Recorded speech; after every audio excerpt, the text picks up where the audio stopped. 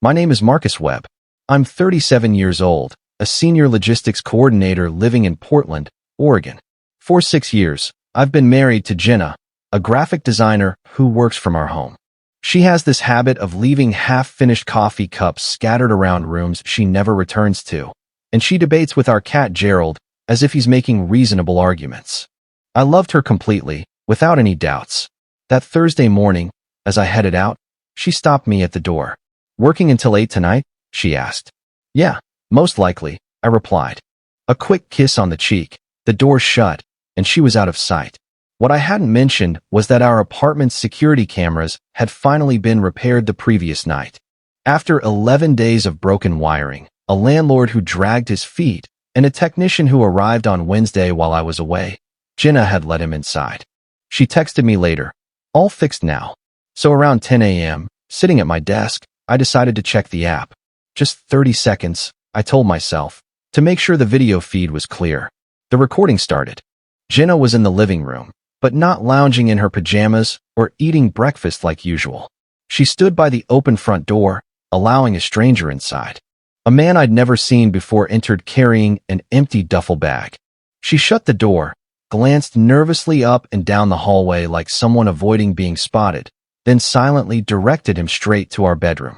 For 4 seconds, I sat frozen in silence. Then I grabbed my phone and dialed 911.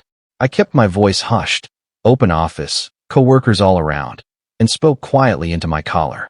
"I'm viewing my home camera feed right now. There's a stranger in my apartment. My wife just let him inside. He's heading into our bedroom. Is your wife in any danger?" the operator asked. I stared at the screen. Jenna trailed the man into the room. She wasn't scared or calling for help.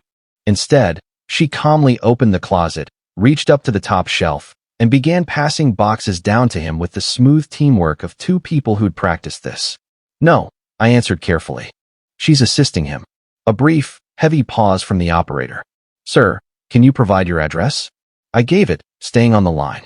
The man moved methodically through the bedroom, dresser, nightstand, the small lockbox on the high shelf that Jenna always claimed she ignored. He didn't pry it open. He simply lifted it and set it into the duffel like he knew its contents perfectly. He knew because she'd told him. My coworker Dana stopped by my desk. "Marcus, the Henderson call is in 4 minutes." I glanced up with a look that made her back away instantly. "Cancel it," I said. I kept watching. 20 minutes later, Jenna escorted the man back to the front door. The duffel was now bulging. She peeked into the hallway again, same careful scan, then opened the door and gave him a hug. Not romantic. More like gratitude for a huge favor completed. That lockbox kept nagging at me. No struggle, no tools, just picked up and taken. She'd either shared the combination or handed over the key from my own keyring. I felt my pocket. The tiny brass key was missing. I couldn't recall the last time I'd noticed it. Maybe a week ago, maybe 2. I rarely touched the box. My phone vibrated. A text from Jenna. "Cat-faced Gerald just knocked my whole coffee off the counter. Total mess here, LOL." With a laughing emoji. She was sending me funny cat messages while this stranger walked away with our belongings in a bag. I replied, "Haha, typical Gerald." Then I opened my banking app. Joint accounts looked normal. But my separate emergency savings, the one I'd quietly built over 2 years as my father's health worsened, showed a recent wire transfer. Yesterday, 4:47 p.m., $23,400 gone to an unfamiliar account. I scrolled further. 3 earlier transfers in the last 6 weeks. For $1,000, $6,500, $8,200. Amounts small enough to slip by unnoticed, but significant when added up. This wasn't a one-time thing. It had been happening for weeks. I left the office without a word to anyone, took the stairs, and sat in my car in the garage with the engine off, replaying the full clip. Man enters, Jenna guides him, closet, lockbox, duffel, hug, exit. For minutes and 17 seconds. 6 years of marriage condensed into 4 minutes and 17 seconds. I called the bank from the car. Fraud department. 6 minutes on hold with bland music that somehow made everything feel worse. The rep, Claire, listened as I explained the unauthorized wires. She checked the records and went silent longer than normal. "Mr. Webb, these were authorized with your credentials, correct password, PIN, security questions." They came from a device on your home Wi-Fi. Your wife's laptop. She hadn't guessed my password. She'd observed me entering it. Freeze everything, I told her. Joint and personal accounts. Immediately. I can do that, sir, but right now, please, Claire. Accounts locked. I hung up. Something inside me shifted, beyond the shock, the confusion, the sharp pain of betrayal, into something calmer, colder, intentional. She'd asked about my work hours that morning not out of affection, but to confirm a timeline. 7 hours clear. She believed she had until 8 p.m. It was 11:23 a.m. That gave me the rest of the day to uncover who she truly was. I drove to my friend Danny's house. Not home yet. Not the police. Not immediately. Danny Reeves, my college buddy, now owned a private investigation firm in Southeast Portland. The type who uncovers what people try to hide. I'd sent clients his way before, never expecting to need him myself. He opened the door, saw my face, and let me in without questions. I showed him the video. He viewed it silently, professionally neutral. Rewound it twice, paused on the man's face at the entrance. I recognized that style, Danny said quietly.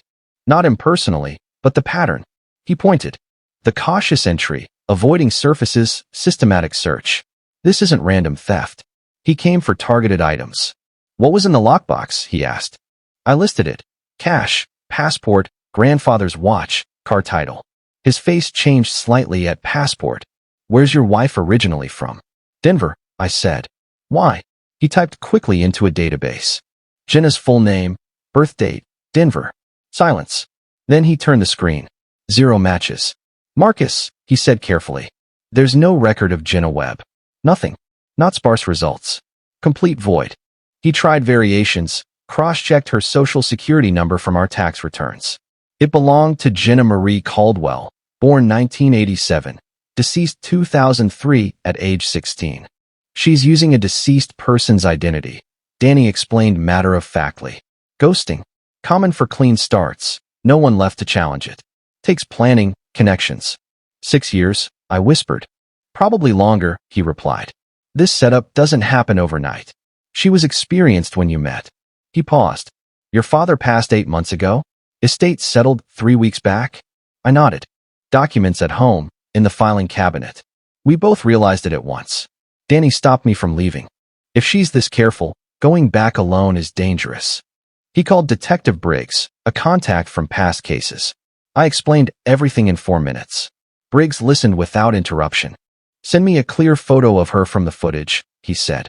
I did. 30 seconds later. I'm looking at her in our database right now. A longer pause. We know her as Christine Adler. Previously Kelly Marsh. Before that, 2 other aliases. Wanted in Nevada and Arizona for estate fraud, identity theft, conspiracy. She's been operating for 11 years. 11 years. I'd been with her for 6. The man in the video matches Victor Reyes, her known partner. We've tried linking them for years. Movement on his end. Units heading to your apartment now. Does she have a separate vehicle? Yes, a Honda under her name. I gave the plate. Typing. Then, her car pinged a traffic cam 14 minutes ago. Portland International Airport. Gate C7. Flight to Mexico City. 1 carry-on. My passport. Needed as a secondary ID for her escape. Grandfather's watch, tucked in a sock like spare change. Victor was picked up 20 minutes later at a FedEx in Beaverton, mailing my father's estate papers to Phoenix. I stayed at Danny's, drinking tasteless coffee, watching the clock. My phone rang at 4:47 p.m. We have her, Briggs said. 3 words. I set the phone down and sat motionless for a long while. Her true identity, Christine Adler. Born Sacramento, now 43. 11 years of fabricated lives, selected marks, planned departures. For states. At least 6 prior victims. Men who lost inheritances, savings, time, and sometimes never fully grasped the deception. I testified at her trial 4 months later. I sat 12 feet from the woman I'd slept beside for 6 years. She looked back with that same measured gaze, not remorse, not anger, just assessment. Calculating if I could still serve a purpose. Christine Adler got 14 years. Victor Reyes got 9. I recovered most of the transferred money. The estate papers returned untouched. The lockbox items, minus $340 cash she took for incidentals, came back in an evidence bag weeks later, including my grandfather's watch. I placed it back on the shelf where it belonged.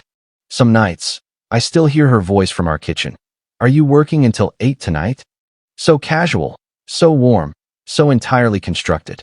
I once believed love made a person unbreakable. It turns out love just makes you open, and sometimes that openness is precisely what someone with hidden motives relies on.